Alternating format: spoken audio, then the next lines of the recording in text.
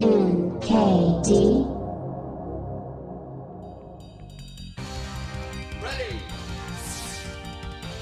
Mi historia con Mega Man empieza aquí, con Mega Man X4. Cuando era niño no tenía acceso a muchos videojuegos, solo tenía un Super Nintendo y una computadora con Windows 98.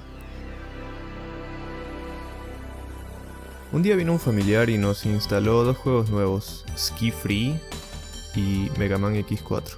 Esta fue la primera vez que vi a Mega Man. Instantáneamente se convirtió en mi juego favorito. Tiempo después tuve la oportunidad de comprar un juego para mi computadora, algo que nunca había hecho antes. Cuando llegué a la tienda, pude ver Mortal Kombat 4, StarCraft, Diablo 2 y en una esquina estaba Mega Man, pero se veía diferente. Decía Mega Man Legends y cuando vi las screenshots no podía creerlo. ¿Mega Man en 3D? Lo compré sin pensarlo dos veces. Llegué a casa, lo quise instalar, pero mi computadora no cumplía con los requisitos mínimos. Supongo que se necesitaba una tarjeta de video para renderizar el 3D, así que nunca lo pude jugar. Podía acceder al disco y escuchar la música, ver algunos artes oficiales del juego, imaginar cómo sería jugarlo. Unos días después, por fin pude probarlo en la computadora de un primo y holy...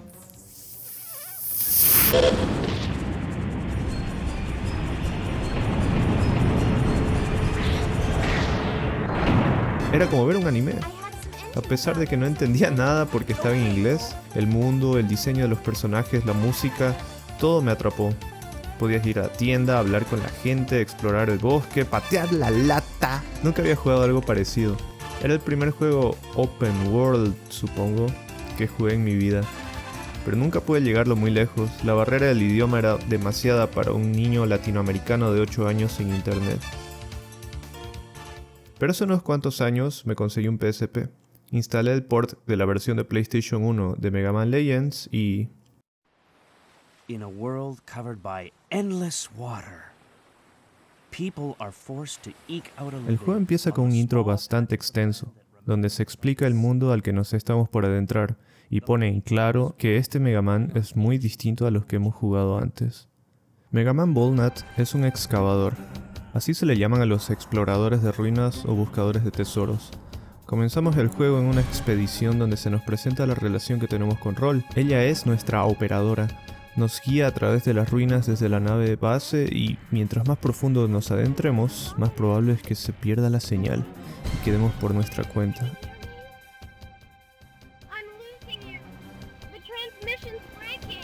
Es genial, le da un sentido de exploración real. Los Riverbots son los enemigos que encontramos en las ruinas. Tienen un diseño mecánico pero antiguo, angulares. Con verlos se puede predecir más o menos cuál van a ser sus ataques y sus puntos débiles. En la historia no se sabe mucho sobre los Riverbots o su función, solo que habitan las ruinas y son peligrosos. Después de escapar de las ruinas, la nave empieza a tener problemas y tenemos un aterrizaje forzoso en la isla Catalogs. ¿Catalogs? ¿Cómo se llama la isla? Isla Catalogs. Catalogs, ok, Catalogs Island. Let me welcome you to Catalogs Island. Now, I'd like to ask one of you to come with me to the station. Donde el resto del juego tomará lugar. La isla puede que no sea la más grande, pero es bastante interesante interactuar con todos. Y siendo algo pequeña, los personajes que encuentras terminan siendo memorables. Como la pandilla de niños a la que ayudas a construir una base, o la niña en silla de ruedas en el hospital, o la artista que cierra el museo para irse a pintar. Y luego están los piratas. La gente del pueblo está preocupada porque hay rumores de que hay piratas en la ciudad. La gente comienza a evacuar de la ciudad y se sellan algunas puertas. Mientras exploramos nos encontramos con Tron, una de las piratas de la familia Bond. It's whoever has the most information that wins, right? Right, we understand. What are you looking at?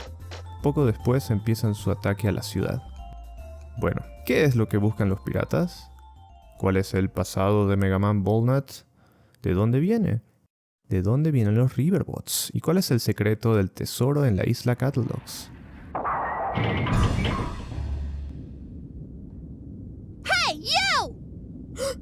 Do you know what happened to us thanks to you? Huh? You're alive! That's wonderful! Let go of me! Creo que esta es una de las cosas más memorables de este juego, la personalidad de los piratas. Tron es agresiva pero está enamorada de Mega Man. Teasel, que está decidido a encontrar el tesoro. Y los Zerbots.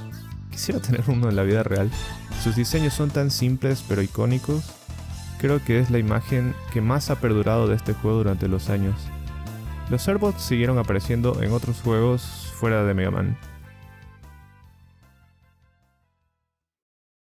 He buscado entrevistas al respecto, pero no he encontrado nada sobre esto. Pero realmente pienso que los diseños angulares que se utilizaron para los Riverbots fueron creados teniendo en cuenta las limitaciones gráficas de las consolas de esa generación. Pero esa simplificación de detalles los hace mucho más memorables y estéticos. Da la sensación de que son robots antiguos e impredecibles.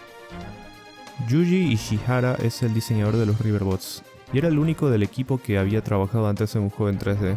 Haciendo texturas para Resident Evil 1. Así que si alguien entendía las limitaciones de las gráficas, hubiera sido él. Y aún con estas limitaciones, se puede notar la ambición que tenía el equipo desarrollando este juego. Las cinemáticas son prácticamente un anime renderizado en tiempo real, como si estuviéramos viendo un episodio de un anime clásico de los 90. Let me know when you want to go out to the island. Okay. Algunos giros de la historia hasta me recuerdan a Evangelion. Que los Riverbots tengan un solo ojo también está inspirado en la unidad 00, que aparece como easter egg escondido en una textura del juego. Y supuestamente la cámara final tendría que haber tenido otro diseño más inspirado en Evangelion.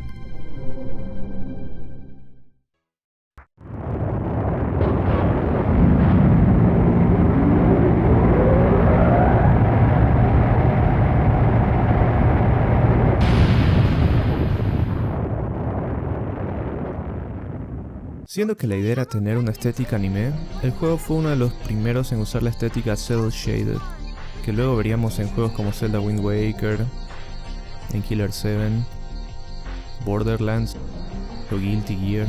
¿Cómo es que un juego que fue pionero de un estilo gráfico tan memorable no fue más importante de lo que es?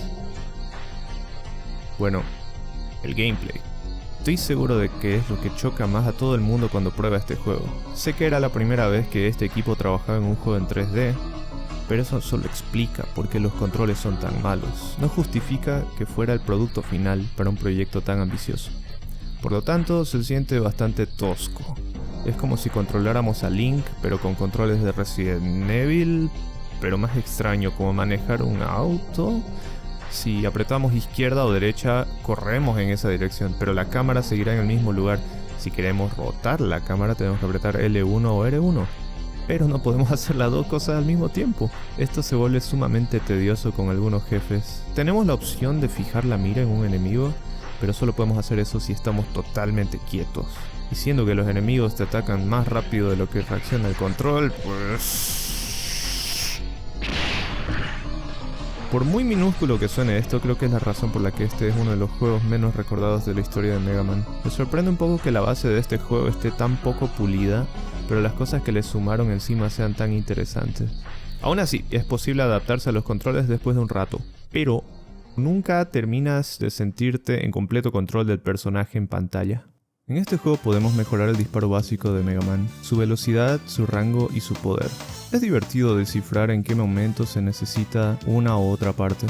Y también tenemos las subarmas. Mientras exploramos las ruinas nos encontraremos con ítems con nombres extraños, que si se los mostramos a Roll puede que nos construya un arma nueva. Hay bastantes de estas subarmas, son bastante diferentes en función y si queremos desbloquear todas, realmente se tiene que inspeccionar todo. Todos los agujeros en las paredes, todas las cajas en las calles y todos los basureros. ¡Todos! Nunca dejes un basurero sin revisar.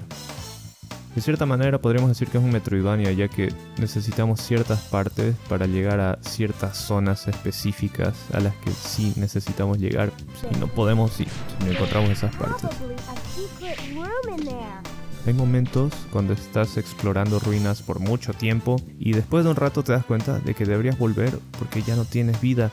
El problema es que es muy probable de que si las ruinas a las que entraste eran muy grandes, te pierdas, porque en el mapa no te dice por dónde viniste y solo se puede ver una parte de la zona en la que estás y no la zona completa. Siendo que todas las texturas se parecen, es un poco difícil, puede hasta llegar a ser frustrante. Así que es bueno tener eso en mente para que no sea un inconveniente muy constante.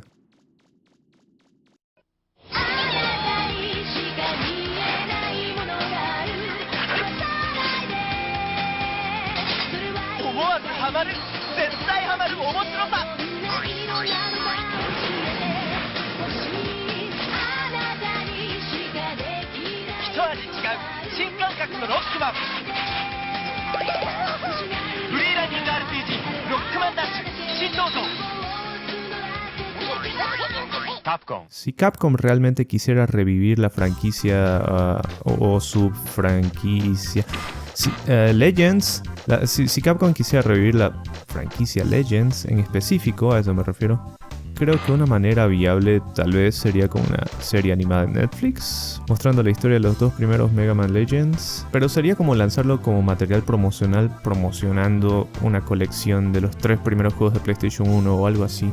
Estoy seguro de que así Capcom vería que sí hay mercado para la saga, subsaga, lo que sea, Legends. Tal vez así terminarían Mega Man Legends 3, tal vez.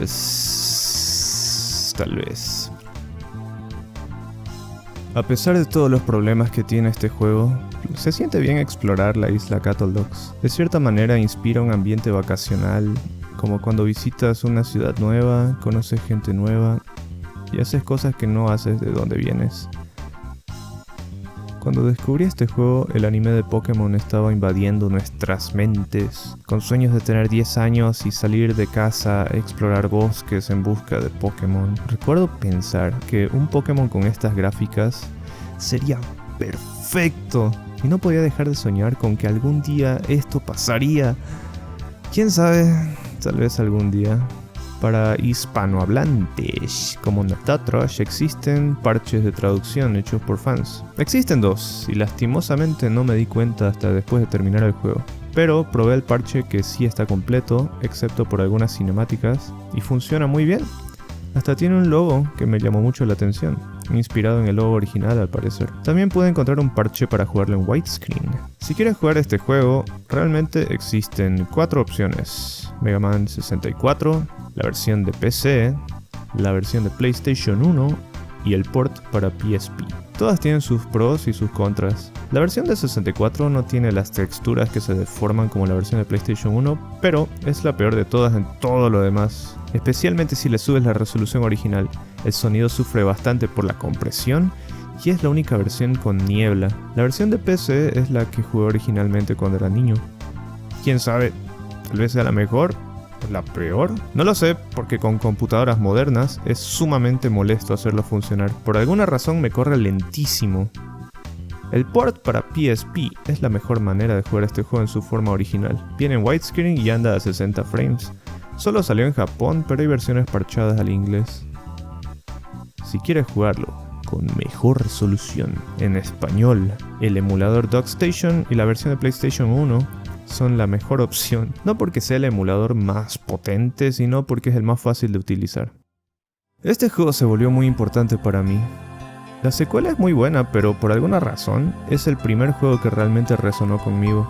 Y si nunca lo has jugado y te gustan los juegos de estilo Zelda o tal vez Yakuza, te lo recomiendo. Si los controles te parecen muy toscos, dale un tiempo, y una vez te acostumbres, podrás disfrutar uno de esos juegos que realmente necesitan ser recordados por las cosas tan buenas que lograron y no por los pequeños detalles. Ojalá volvamos a ver a Mega Man Ball Nut algún día.